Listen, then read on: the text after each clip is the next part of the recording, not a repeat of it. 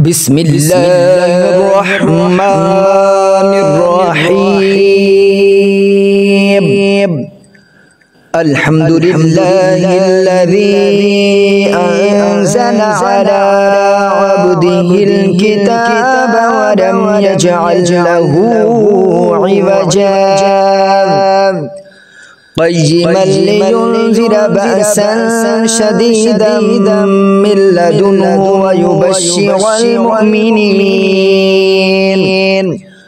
ويبشر المؤمنين الذين يعملون الصالحات أن لهم أجرا حسنا ماكثين فيه أبدا وينذر الذين قالوا اتخذ الله ولدا ما لهم به من علم ولا لآبائهم كبرت كلمة تخرج من أفواههم إن يقولون إلا كذبا فلعلك باخع نفسك على آثارهم إن لم يؤمنوا بهذا الحديث أسفا إنا جعلنا ما على الأرض زينة لها لنبلوهم أيهم أحسن عملا وإنا لجاعلون ما عليها صعيدا جرزا أم حسبت أن أصحاب الكهف والرقيم كانوا من آياتنا عجبا إذ أوى الفتية إلى الكهف فقالوا ربنا آتنا من لدنك رحمة وهيئ لنا من أمرنا رشدا فضربنا على آذانهم في الكهف سنين عددا ثم بعثناهم لنعلم أي الحزبين أحصى لما لبثوا أمدا نحن نقص عليك نبأهم بالحق إنهم فتية آمنوا بربهم وزدناهم هدى وربطنا على قلوبهم إذ قاموا فقالوا ربنا رب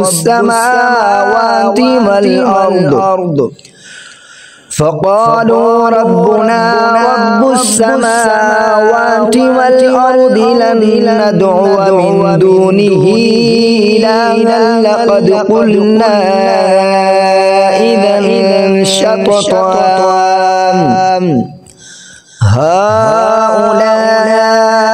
قوم اتخذوا من دونه آلهة لولا يأتون عليهم بسلطان بين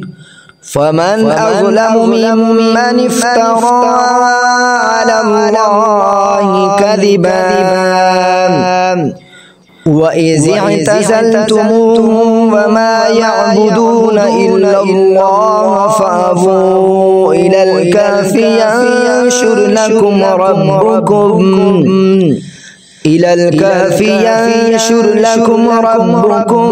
من رحمته ويهيئ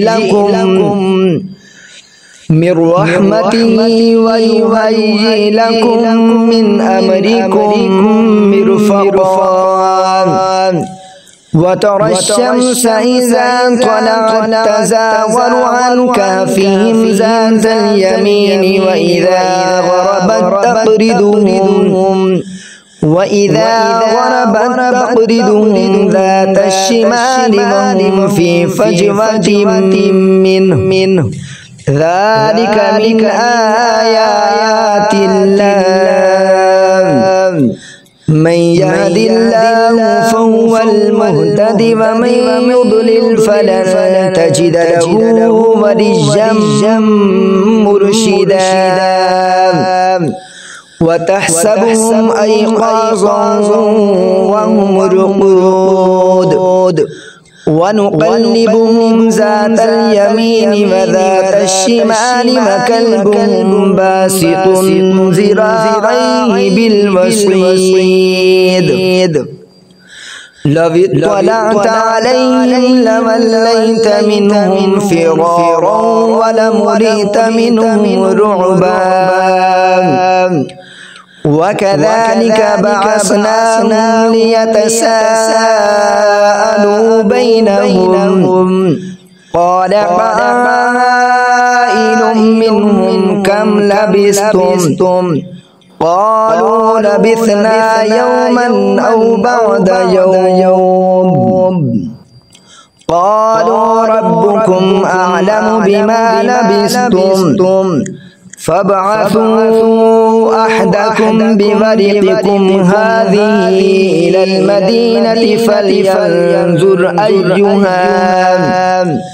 إلى المدينة فلينظر أيها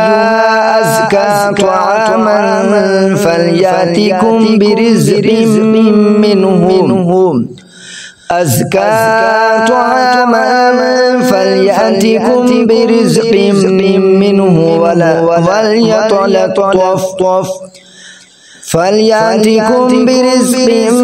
منه وليتلطف ولا يشعرن بكم أحدا إنهم إن يظهروا عليكم يرجموكم أو يعيدوكم في ملتهم ولن تفلحوا إذا أبدا وكذلك أنعمنا عليهم ليعلموا أن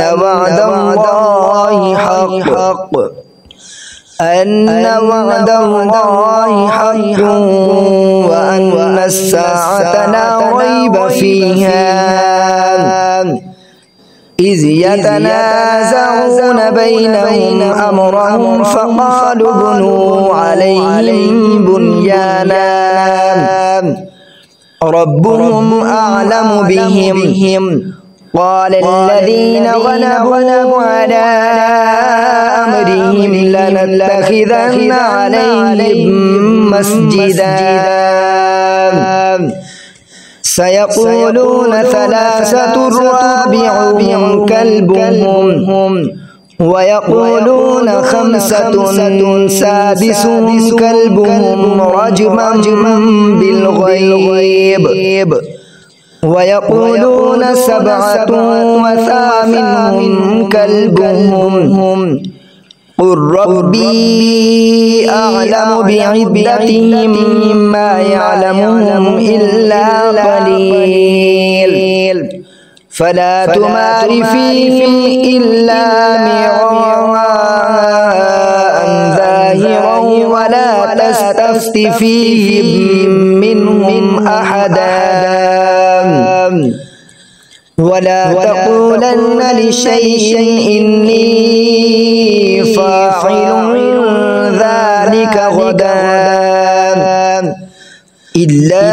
أن يشاء الله واذكر ربك إذا نسيت وقل عسى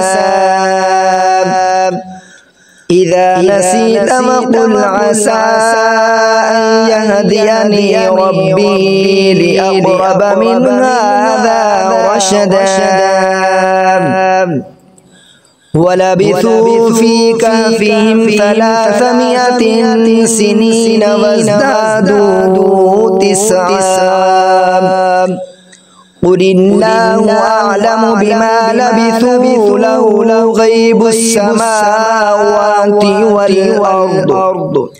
أبصر به وأسمع ما لهم من دونه من ولي ولا يشرك في حكمه أحدا واتل ما أوحي إليك من كتاب ربك لا مبدل لكلماته ولن تجد من دونه ملتحدا واصبر نفسك مع الذين يدعون ربهم بالغداة والعشي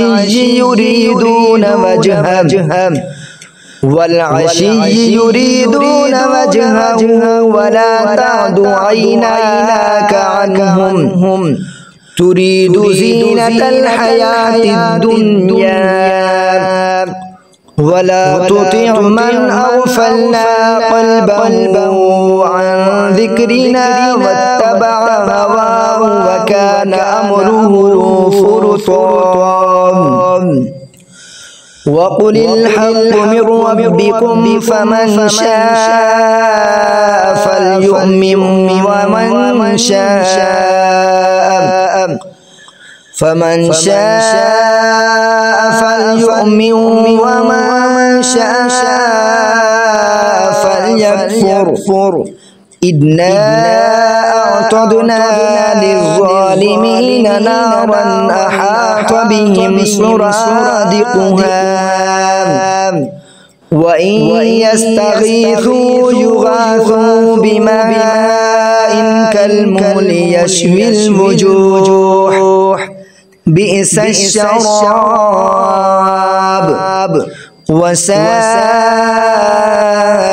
مرتفقا إن الذين آمنوا وعملوا الصالحات إنا لا نضيع أجر من أحسن عملا أولئك لهم جنات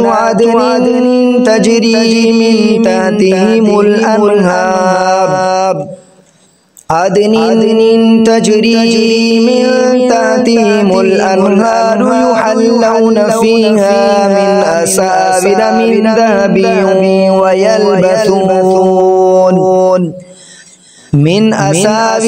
ذهب ويلبسون ثيابا خضرا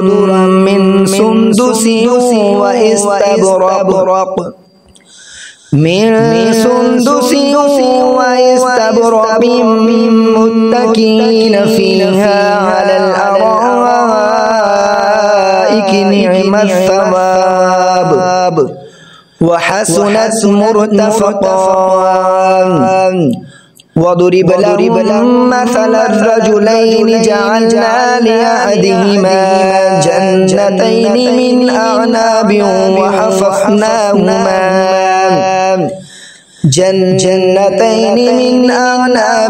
وحففناهما بنخل وجعلنا بينهما زرعا كلتا الجنتين آتت أكلها ولم تظلم منه شيئا وفجرنا خلالهما نهرا وكان له ثمر فقال لصاحبه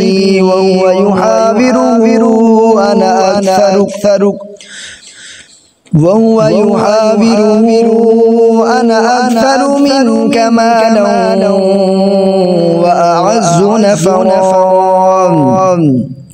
ودخل جنته وهو ظالم لنفسه قال ما أظن أن تبيد هذه أبدا وما أظن الساعة قائمة ولئن رددت إلى ربي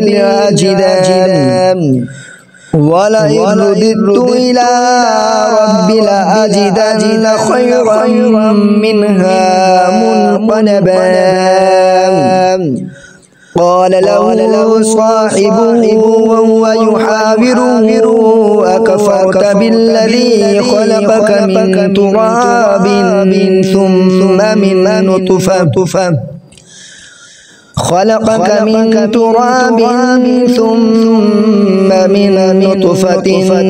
ثم سواك رجلا لكن هو الله ربي ولا أشرك بربي أحدا ولولا إذ دخلت جنتك قلت ما شاء الله لا قوة إلا بالله إن ترني أنا أقل منك مالا وولدا فعسى ربي أن يؤتيني خيرا من جنتك ويرسل عليها حسبانا من السماء فتصبح صعيدا زلقا أو يصبح ماؤها غورا فلن تستطيع له طلبا وأحيط بثمره فأصبح يقلب كفيه على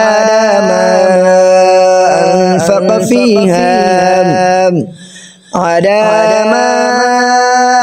أنفق فيها وهي خاوية على عروشها ويقول يا ليتني لم أشرك بربي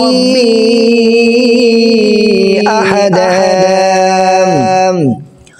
ولم تكن له فئة ينصرونه من دون الله وما كان منتصرا هنالك الولاية لله الحق هو خير ثوابا وخير عقبا وضرب لهم مثل الحياة الدنيا كماء إن أنزلناه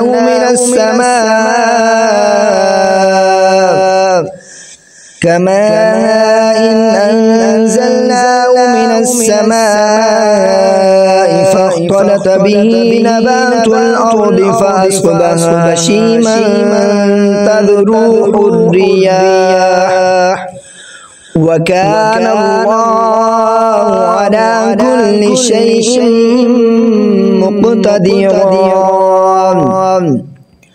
المال والبنون زينة الحياة الدنيا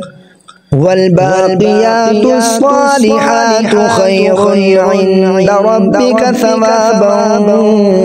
وخير عملا ويوم نسير الجبال وترى الأرض بارزة وحشرناهم فلم نغادر منهم أحدا وعرضوا على ربك صفا لقد جئتمونا كما خلقناكم أول مرة بل زعمتم أن لن نجعل لكم موعدا ووضع الكتاب فترى المجرمين مشفقين مما فيه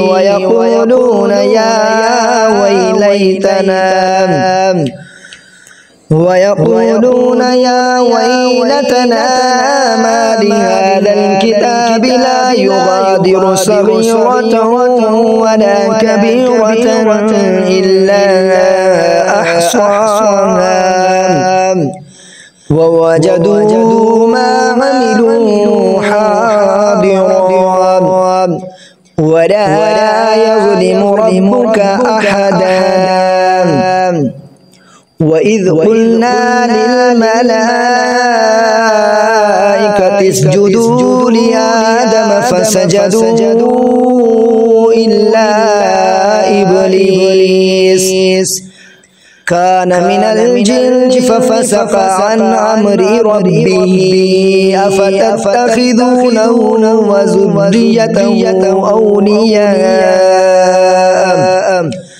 أفتتخذونه وذريته أولياء من دونهم وهم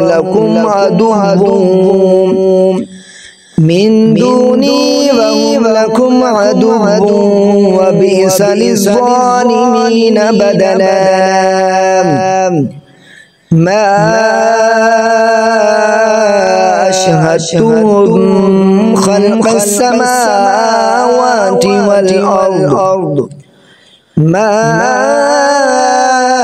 أشهدتهم خلق السماوات والأرض ولا خلق أنفسهم وما كنت متخذ المضلين عضدا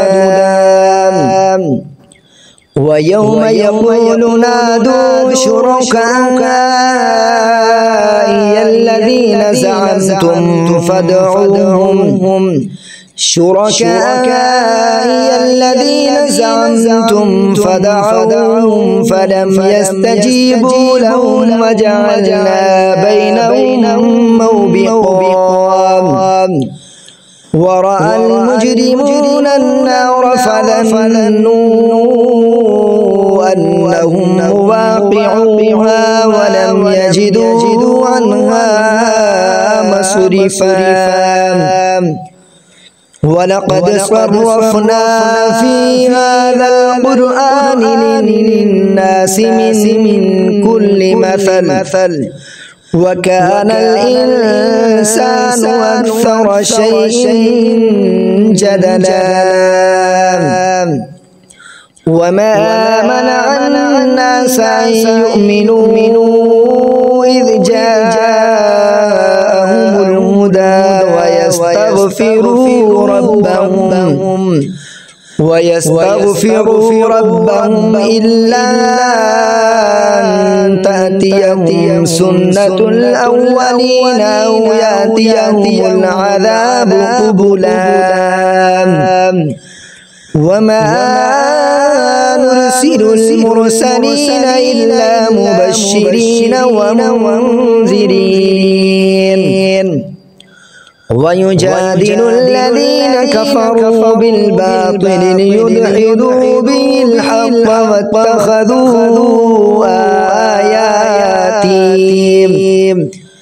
واتخذوا آياتي وما أنذروا هزوا ومن أظلم ممن ذكر بآيات ربه فأعرض عنها ونسي ما قدمت يداه إنا جعلنا على قلوبهم أكنة أن يفقهوا وفي آذانهم وقرا وإن تدعوهم إلى الهدى فلن يهتدوا إذا أبدا وربك الغفور ذو الرحمة لو يؤاخذهم بما كسبوا لعجل لهم العذاب بل لهم موعد لن يجدوا من دونه موئلا وتلك القرى أهلكناهم لما ظلموا وجعلنا لمهلكهم موعدا وإذ قال موسى لفتاه لا أبرح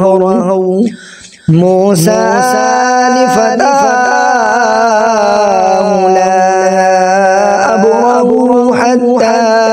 أبلغ مجمع البحرين أو أمضي حقبا فلما بلغ مجمع بينهما نسيا حوتهما فاتخذ سبيله في البحر سربا فلما جاوز قال لفتاه آتنا غداءنا لقد لقينا من سفرنا هذا نصبا قال أرأيت إذا أوينا إلى الصخرة فإني نسيت الحوت وما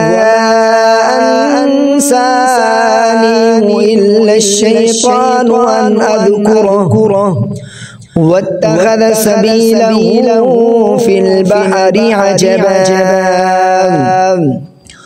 قال ذلك ما كنا نبغي فارتد على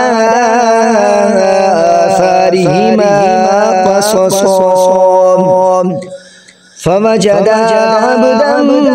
من عبادنا آتيناه رحمة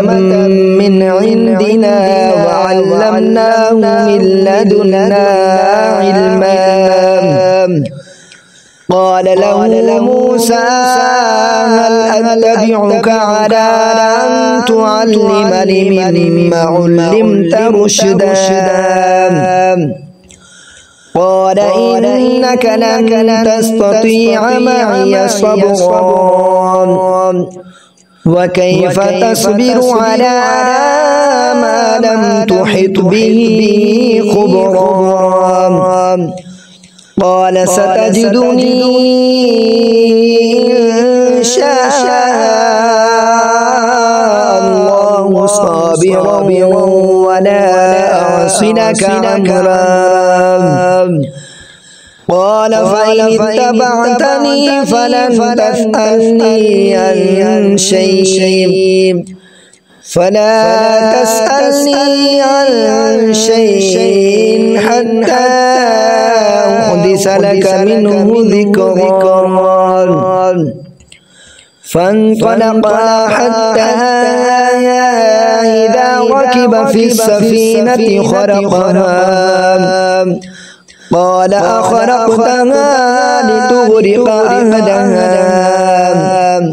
لقد جئت شيئا إمرا قال ألم أقل إنك لن تستطيع معي صبرا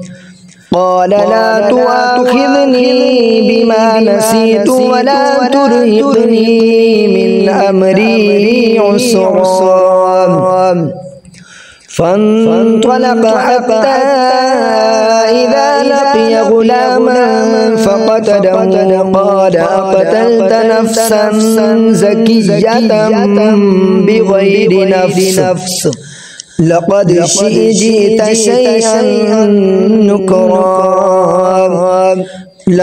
جئت شيئا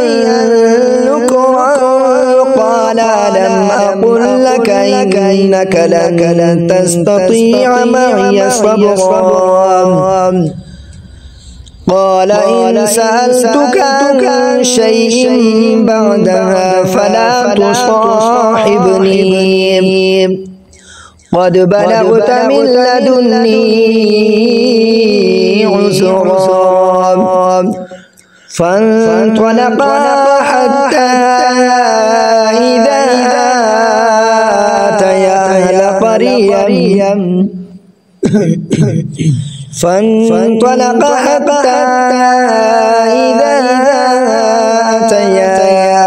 قرية استطعما أهلها فأبوا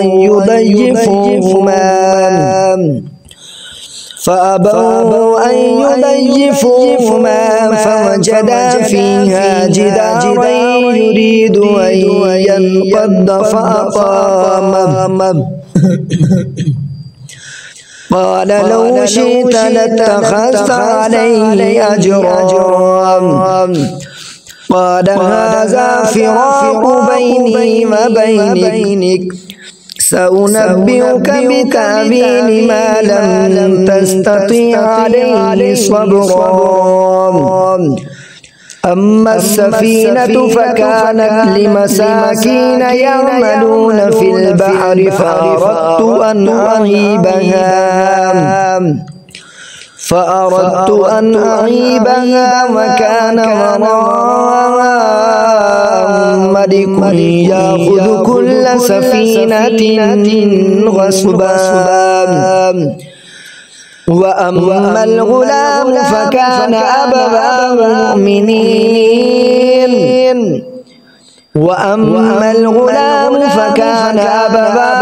مؤمنين فخشينا أن يرهقهما طغيانا وكفرا فأردنا أن يبدلهما ربهما خيرا منه زكاة وأقرب رحما. وأما الجدار فكان لغلامين يتيمين في المدينة وكان تحته كنز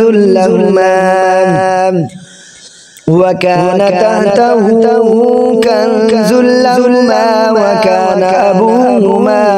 صالحا فأراد ربك أن يبلغا أشدهما ويستخرجا كنزهما رحمة من ربك وما فعلته عن أمري ذلك تأويل ما لم تستطع عليه صبرا. ويسألونك عن ذي القرنين قل سأتلو عليكم منه ذكرا. إنا مكنا له في الأرض وآتيناه من كل شيء سببا فأتبع سببا حتى إذا بلغ مغرب الشمس وجدها تغرب في عين حمئة ووجد عندها قوما قلنا يا ذا القرنين إما أن تعذب وإما أن تتخذ فيهم حسنا. قال أما من ظلم فسوف نعذبه ثم يرد إلى ربه فيعذبه عذابا نكرا. وأما من آمن وعمل صالحا وأما من آمن وعمل صالحا فله جزاء الحسنى وسنقول له من أمرنا يسرا. ثم أتبع سببا حتى إذا بلغ مطلع الشمس وجدها تطلع على قوم لم نجعل لهم من دونها سترا. كذلك وقد أحطنا بما لديه خبرا. ثم أتبع سببا حتى إذا بلغ بين السدين ووجد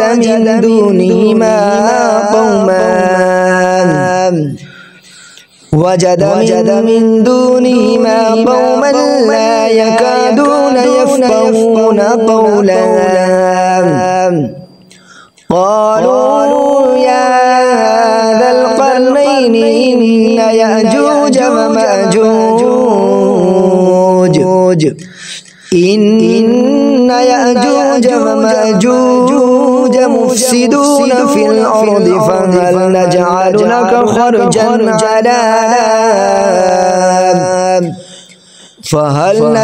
لك خرجا على أن تجعل بيننا وبينهم سدا قال ما مكنني فيه ربي خير فأعينوني بقوة أجعل بينكم وبينهم ردما آتوني زبر الحديد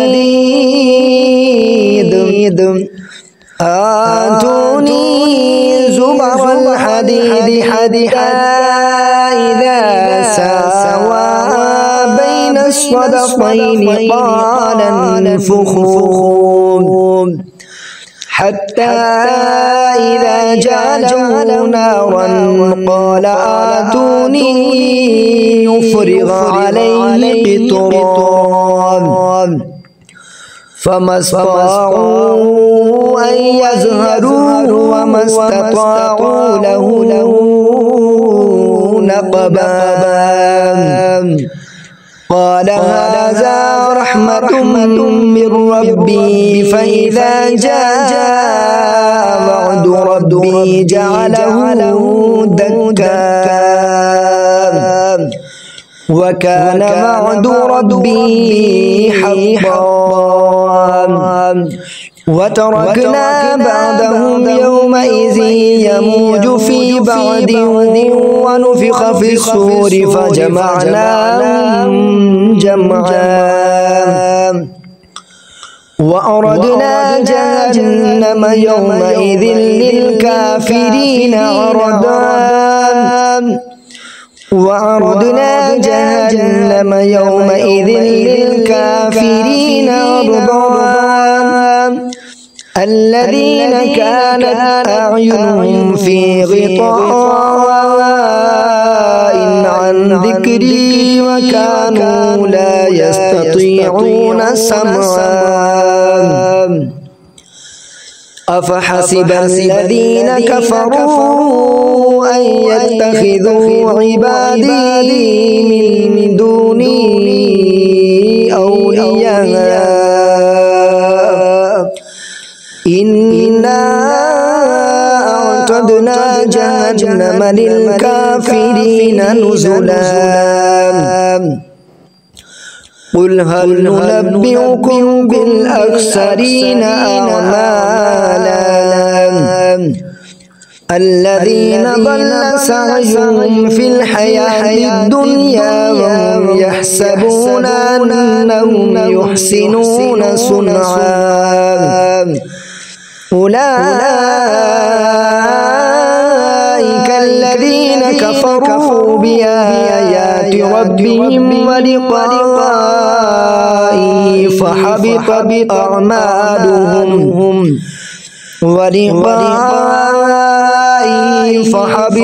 أعمالهم فلا نقيم لهم يوم القيامة وزنا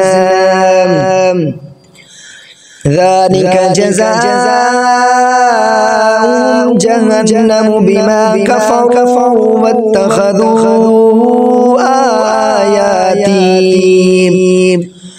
واتخذوا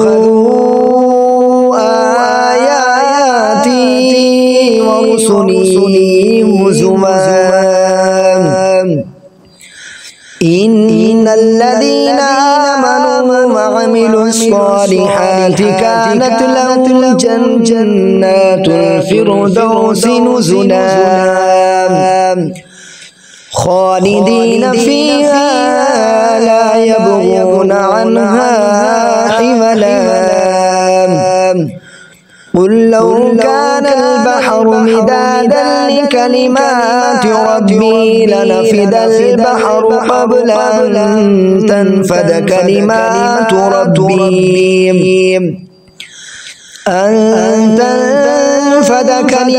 ربي ولو جئنا بمثله مددا قل إنما أنا بشر مثلكم يوحى إلي أنما إلهكم إله واحد فمن كان يرجو لقاء ربه فليعمل